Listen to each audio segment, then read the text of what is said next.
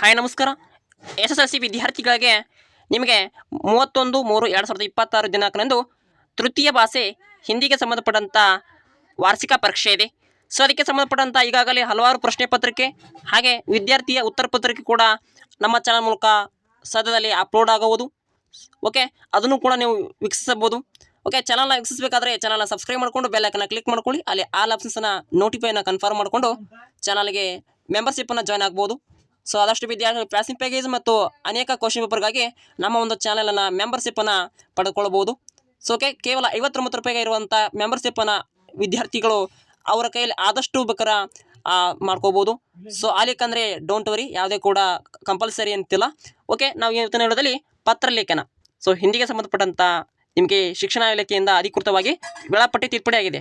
30/3/2026 ದಿನಾಂಕದಂದು ಜಯಂತಿ ಇತ್ತು, ಹಾಲಿಡೇ ಇರೋದ್ರಿಂದ ಅದನ್ನು 31/3/2026 ದಿನಾಂಕಕ್ಕೆ ವೇಳಾಪಟ್ಟಿಯನ್ನು ಮಾಡಲಾಗಿದೆ. ಓಕೆ, ತಿದ್ದುಪಡಿ ಮಾಡೋದ್ರಿಂದ ಹಿಂದಿ ಭಾಷೆಯಲ್ಲಿ ಪತ್ರಲೇಖನ ಯಾವ ರೀತಿ ಬರೀಬೇಕು ಎಂಬುದನ್ನು ಈ ವಿಡಿಯೋದಲ್ಲಿ ತಿಳ್ಕೊಳ್ಳೋಣ. ಸೊ ವಿಡಿಯೋ ತುಂಬಾ ಇಂಟ್ರೆಸ್ಟಿಂಗ್ ಆಗಿರುತ್ತೆ ಹಾಗೆ ಯೂಸ್ಫುಲ್ ಕಂಟೆಂಟ್ ಆಗಿರುತ್ತೆ. ಅದರಿಂದ ಎಲ್ಲಿ ಕೂಡ ಸ್ಕಿಪ್ ಮಾಡಿದೆ. ಸೊ ಕೊನೆಯವ್ರು ನೋಡ್ಕೊಳ್ಳಿ. ಸೊ ಅಲ್ಲಿ 38 ಪ್ರಶ್ನೆಯನ್ನು ಪ್ರಿಂಟ್ ಪೇಜ್ ಫುಲ್ ಪೇಜನ್ನು ತೆಗೆದುಕೊಳ್ಬೇಕಾಗುತ್ತೆ ಎಲ್ಲ ವಿದ್ಯಾರ್ಥಿಗಳು.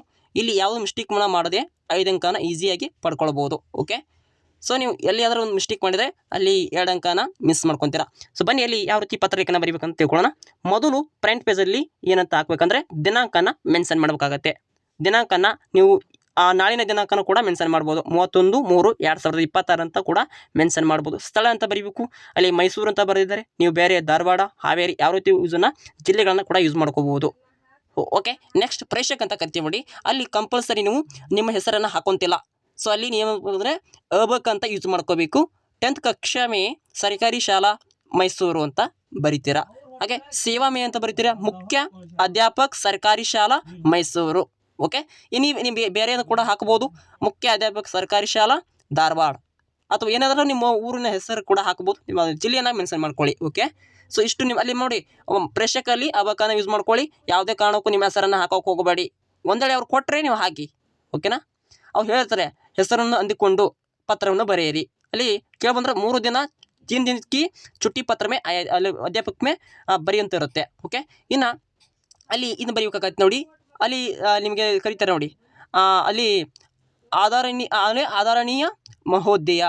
ಓಕೆ, ಬರೀಬೇಕಾಗತ್ತೆ ಅದೊಳೆ. ಓಕೆ, ಸ್ಪರ್ಧು ವಿಷಯ ಬರುತ್ತೆ 3 ದಿನಕ್ಕೆ ಚುಟ್ಟಿಗೆ ಅಲ್ಲಿ ಪ್ರಾರ್ಥನಾ ಕೀ ಅಂತ ಬರಿತೀವಿ. ಅಂದರೆ ಅಲ್ಲಿ ವಿನಂತಿ ಮಾಡೋದು. 3 ದಿನ ರಜೆ ಕುರಿತು ಪತ್ರ ಬರೆಯುತ್ತದೆ. ಯಾರಿಗೆ? ಮುಖ್ಯ ಶಾಲಾ ಅಲ್ಲಿ ಪ್ರಾಧ್ಯಾಪಕರಿಗೆ ಪತ್ರವನ್ನು ಬರಿತಿದ್ದೀವಿ. ಓಕೆ, ಅಲ್ಲಿ ನಾನು ನಿಮಗೂ ಇಷ್ಟು ಎಕ್ಸ್ಪ್ಲೈನ್ ಮಾಡಬೇಕಾಗಿದೆ. ಏನಂತ ಮಾಡ್ಬೇಕಂದ್ರೆ ಇಲ್ಲಿ ಕೊಡಲಾಗಿದೆ ನೋಡಿ, ಈ ರೀತಿ ಎಕ್ಸ್ಪ್ಲೈನ್ ಮಾಡಿ. ಓಕೆ, ಇಷ್ಟು ಅಂದರೆ ಎಷ್ಟು ಏನಾಗುತ್ತೆ ಇದು ಒಂದು 6 ಲೈನ್ ಆಗುತ್ತೆ. ಸೊ 6 ಲೈನ್ ಇದೇ ರೀತಿ ಫಾರ್ಮೆಟ್ನಲ್ಲಿ ಯೂಸ್ ಮಾಡಬೇಕಾಗತ್ತೆ. ಓಕೆ, ಸೊ ನೆಕ್ಸ್ಟ್ ಏನು ಮಾಡ್ಬೇಕಂದ್ರೆ ಧನ್ಯವಾದ ಸಹಿತ್ ಅಂತ ಬರೆದಿದ್ದಾರೆ. ಓಕೆ, ಧನ್ಯವಾದ ಬರೆದು ಅಲ್ಲಿ ಆಪ್ಕಿ ಆಜ್ಞಾಕಾರಿ ಛಾತ್ರ ನೋಡಿ. ಅಂದರೆ ಛಾತ್ರ ಅಂದ್ರೇ ವಿದ್ಯಾರ್ಥಿ, ನಿಮ್ಮ ವಿದ್ಯಾರ್ಥಿ ಅಥವಾ ಅಂತ ಕರಿತೀವಿ ನೋಡಿ. ಓಕೆ, ಅದನ್ನು ಅಲ್ಲಿ ಬರೆದಿದ್ದಾರೆ. ಆಪ್ಕಿ ಆಜ್ಞಾಕಾರಿ ಛಾತ್ರ ಅಬಕನ್ನು ಯೂಸ್ ಮಾಡಬೇಕು. ಅಲ್ಲಿ ಮೇಲೆ ಅಬಕನ್ನು ಯೂಸ್ ಮಾಡಿದರೆ ಅವರ ಹೆಸರನ್ನು ನಿಮ್ಮ ಹೆಸರನ್ನು ಹಾಕೊಂತಿಲ್ಲ, ಕಂಪಲ್ಸರಿ ಅಬಕನ್ನು ಯೂಸ್ ಮಾಡಬೇಕು. ಓಕೆ, ಇನ್ನು ಇಲ್ಲಿ ನೋಡಬೇಕು ಹತ್ತಾಕ್ಷರ. ಸೊ ಹತ್ತಾಕ್ಷರ ಮೀನ್ಸ್ ಸಿಗ್ನೇಚರ್ ಅಂತ ಕರಿತೀವಿ ನೋಡಿ. ನಿಮ್ಮ ಸಹಿಯನ್ನು ಈ ರೀತಿ ಮಾಡಿದ್ದಾರೆ ಅವರು. ಓಕೆ, ಅಲ್ಲಿ ನಿಮ್ಮ ಒಂದು ಬರೀಬೇಕು. ಅಭಿಭಾವಕಕ್ಕೆ ಅದೇ ಹತ್ತಾಕ್ಷರ ಮೀನ್ಸ್ ಸಹಿ ಸಿಗ್ನೇಚರ್ ಅಂತ ಕರಿತೀವಿ ನೋಡಿ. ಆ ರೀತಿ ಫಾಲೋ ಅಪ್ ಮಾಡ್ಕೊಳ್ಳಿ.